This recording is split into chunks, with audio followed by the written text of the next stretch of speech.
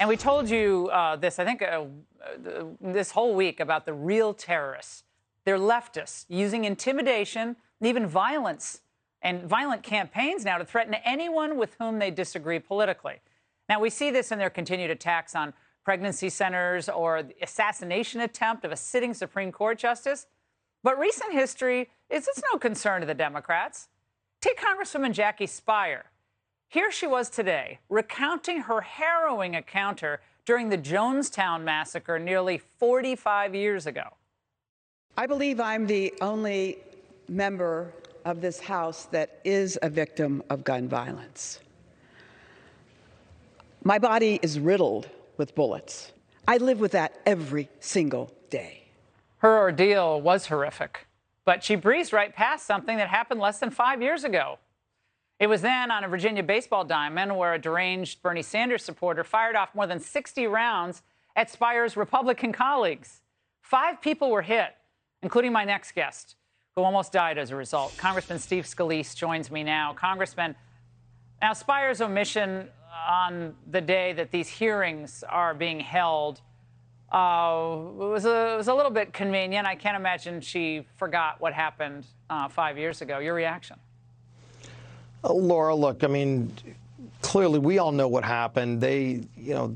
Whatever her reason was, I think most Americans are just sick and tired of the politicization that you're seeing by the Democrats to try to change the subject. They know what American people are angry about. American people are angry about what Joe Biden and Nancy Pelosi and their far-left socialist agenda have done to people. And they wish Congress was addressing those things, not this Hollywood production, not an attempt to take away your guns. It just seems like over and over again, they think they can blame Putin. They can blame anybody else. The American people are smarter than that. They've figured out who's the cause of the pain their families and our families are suffering. And they want a change of direction, as Speaker Gingrich just talked about. You know, what's coming in November is something they're scared to death of because they only want power. They still want to shut down cities. They still want to defund the police.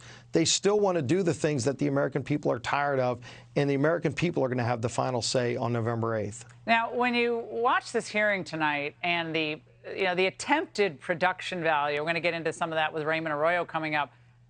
But I don't know how much all of this cost, but they've been working on this, for 18 months. I mean, approximately.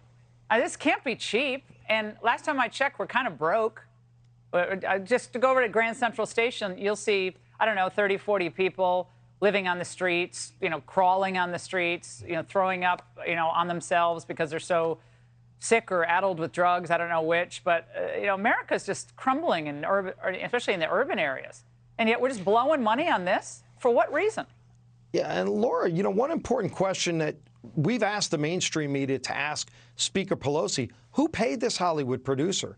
Because it's against the law to use taxpayer funds to produce a documentary trying to promote their political agenda or go after their political opponents.